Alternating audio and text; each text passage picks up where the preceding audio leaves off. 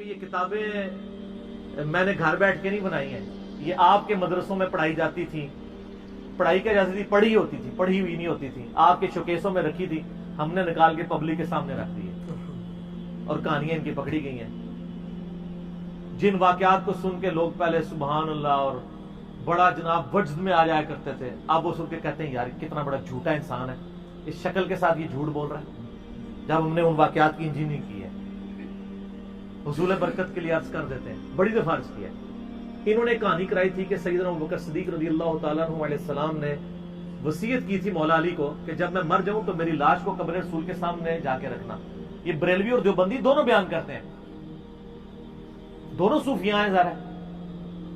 تو جا کے وہاں رکھا، اندر سے آواز آئی قبر مبارک سے، حبیب کو حبیب سے ملا دو، اور وہ پورا پھر نقشہ کھینچتے ہیں کہ جی تالا کھلا، پھر کنڈی کھلی، پھر دروازہ کھلا۔ جب اتنا کام ہو گیا تھا پھر حضرت بکر صدیق کو دفنانے کی ضرورت نہیں تھی، آپ اس کے آگے ایڈ کرتے، پھر قبر کھدی، پھر وہ میت اٹھی، قبر میں گئی، مٹی ڈلی، خود بخود تیار ہو گئی۔ جب اتنے مشکل کام ہو گئے تھے کہ تھوڑے سے بھی ہو جاتے ساتھ، تو میں نے کہا نہ،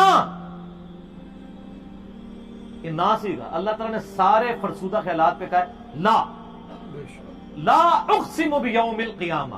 اس کا ترجمہ پتہ کیا ہے؟ نہیں، اقسم بیوم القیامہ، میں قسم کھاتا ہوں کہ قیامت ہوگی۔ لیکن ہم اس کا ترجمہ پتہ کیا کرتے ہیں؟ میں قسم کھاتا ہوں کہ قیامت ہوگی۔ وہ لا کا ترجمہ اسے نہیں کرتے کہ وہ امپلائڈ ہے کہ لا سے مراد تم جو کچھ کہہ رہے ہو وہ نہیں، اقسمو، میں قسم کھاتا ہوں، ورنہ لا اقسمو کا لفظی ترجمہ ہے نہیں میں قسم کھاتا، تو قسم تو کھا رہا ہے، نہیں ان کو کہا جا رہا ہے، نہیں، غلط، اقسم بیوم القیامہ، میں قسم کھاتا ہوں قیامت ہوگی۔ تو ادھر میں کہتا ہوں نہ، صحیح بخاری میں حدیث کھول کے دیکھو، سیدنا عمر کی شہادت کے چیپٹر میں 3700 نمبر حدیث ہے، 6-7 صفحوں کی پورا ڈیٹیل واقعہ ہے کہ سیدنا عمر کو جب زخم لگا، اس کے کئی ایک طریقے ہیں صحیح بخاری کے اندر، تو انہوں نے اپنے بیٹے عبداللہ بن عمر کو کہا کہ بیٹا ام المؤمنین سیدہ عائشہ کے پاس جاؤ اور ان سے کہنا کہ عمر بن خطاب نے سلام بھیجا ہے، یہ نہ کہنا کہ امیر المومنین نے بھیجا ہے، آئی ایم نو مور امیر المومنین، یہ نہ ہو سیدہ عائشہ اس کو امیر المومنین کی اطاعت سمجھ لیں، میں اب عمر بن خطاب ہوں۔ یہ 6 رکنی کمیٹی علی، عثمان، طلحہ، زبیر، عبد الرحمن بن عوف، سعد بن ابی وقاص کی بنا دی ہے، میں دستبردار ہوں۔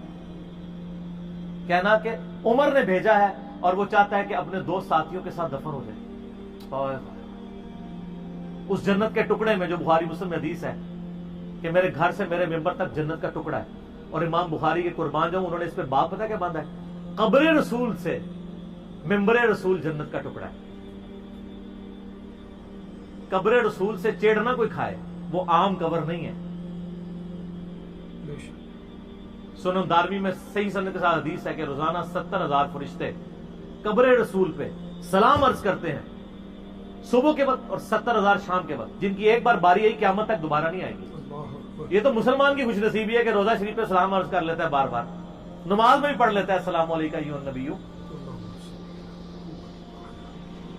تو عمر اپنے 2 ساتھیوں کے ساتھ دفن ہونا چاہتا ہے، تو سیدہ عائشہ نے کہا کہ میں نے تو یہ جگہ اپنے لیے رکھی تھی، لیکن آج میں عمر کو اپنے پہ ترجیح دیتی ہوں۔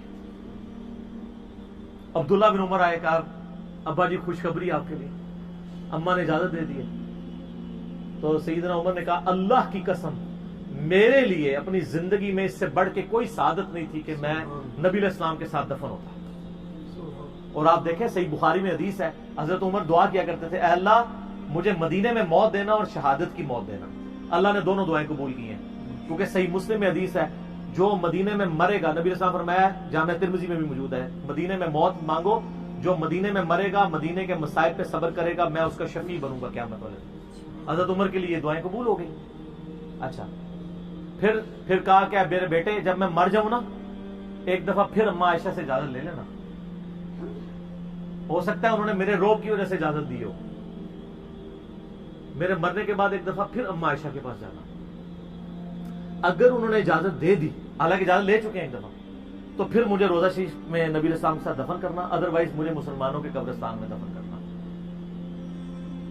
میں معصومانہ سوال کرتا ہوں کہ حضرت ابوبکر صدیق رضی اللہ تعالیٰ عنہ کا یہ منظر صحابہ نے دیکھا ہوا تھا، حضرت عمر بھی کہہ دیتے کہ میری میت بھی لے جانا، جس طرح ابو بکر کے لیے دروازہ کھلا تھا میرے لیے بھی کھل جائے گا، میں بھی تو حضور کا پکا یار ہوں. حقیقت ہے کہ نہیں؟ اینٹی وینم الزامی جواب. پریسیڈنٹ سیٹ تھا نا، دوسری بار کھلنا تو کوئی مسئلہ نہیں تھا، ایک بار کھلا ہو تو بندے کو یقین بھی ہوتا ہے کہ یار پہلے بھی کھلا تھا. اور ابو بکر عمر دونوں پکے یار ہیں، یہ نہ کہیے گا کہ ایک کچا ہے. ہاں بخاری مسلم دونوں میں حدیث ہے.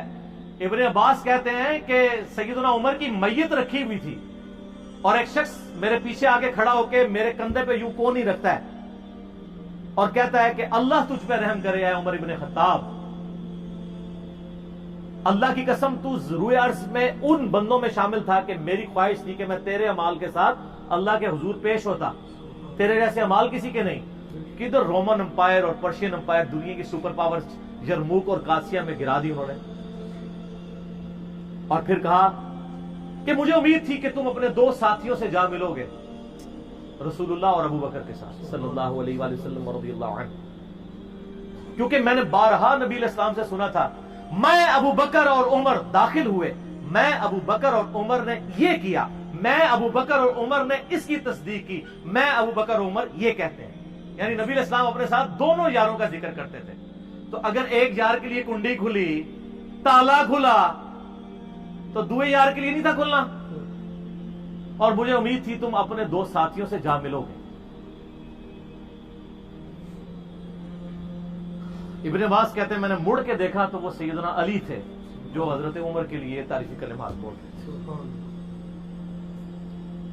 تو کچی یاری اور پکی یاری وہ کہانیاں ہیں بھائی. لویٹو اپنے اپنے فرقے ہوں تے 40واں بھی ٹائم لنگ گیا، برسیاں منایا کرو اپنے فرقے دی. اگے ٹرو جی. جزاک اللہ.